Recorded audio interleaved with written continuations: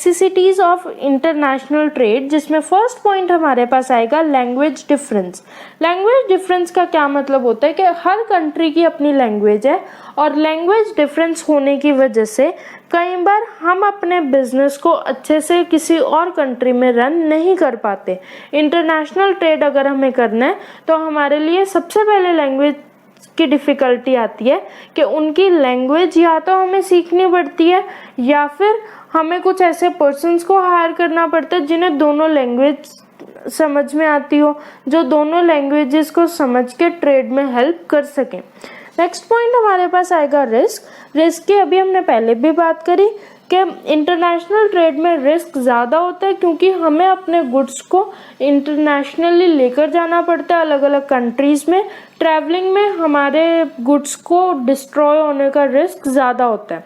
Third point हमारे पास आएगा डिफरेंस इन लॉज।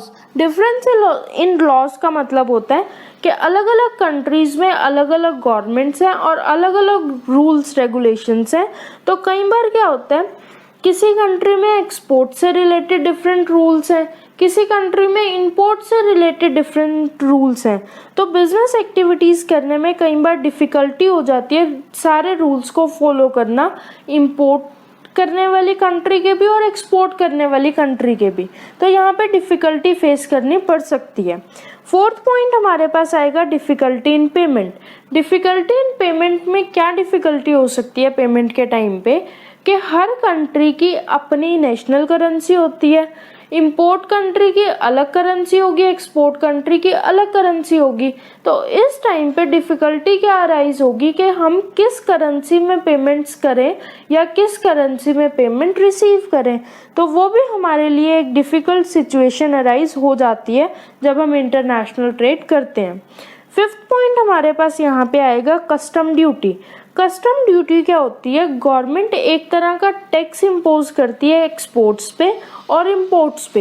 इंपोर्ट पे टैक्स कंडक्ट करने का क्या मतलब हुआ कि अगर हम इंपोर्ट पे टैक्स लगा रहे हैं तो उससे जो भी हमारा आउटसाइड कंट्री के गुड्स आ रहे हैं उनके प्राइजेस क्या हो जाएंगे, हाई हो जाएंगे, जिसकी वजह से जो डोमेस्टिक मार्केट है, डोमेस्टिक कस्टमर्स हैं, वहाँ पे foreign goods expensive sell off होंगे और एक्सपेंसिव होने की वजह से डोमेस्टिक कंज्यूमर्स अनअट्रैक्टिव होंगे उन प्रोडक्ट्स की तरफ।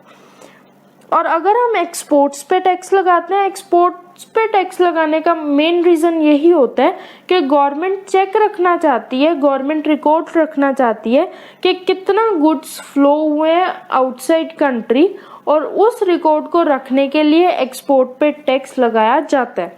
ये था हमारा कस्टम ड्यूटी का पॉइंट। सिक्स्थ पॉइंट हमारे पास आएगा गवर्नमेंट कंट्रोल। गवर्नमेंट कंट्रोल की हमने नेचर में भी बात करी थी कि इंटरनेशनल ट्रेड करने के लिए हमें लाइसेंस लेने की ज़रूरत होती है, हमें रूल्स को फॉलो करने की ज़रूरत होती है, परमिशन लेने की ज़रूरत होती है, जिसकी वजह से गवर्नमेंट कहीं ना कहीं हमारे बिजनेस में इन्वॉल्व हो जाती है, गवर्नमेंट का कंट्रोल हमारे बिजनेस के ऊपर हो जाता है। लास्ट पॉइंट हमारे पास आएगा lack of information about foreign trade.